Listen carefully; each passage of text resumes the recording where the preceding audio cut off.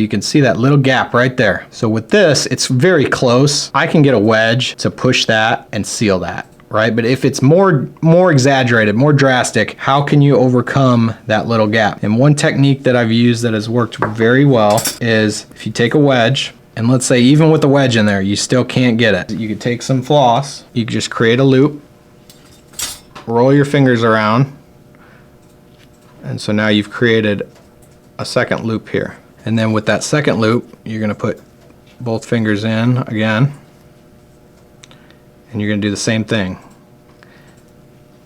And now you got another loop. Okay, so now we're gonna take that double loop here, then you're gonna put it through the other side there, and then you're gonna pull that tight.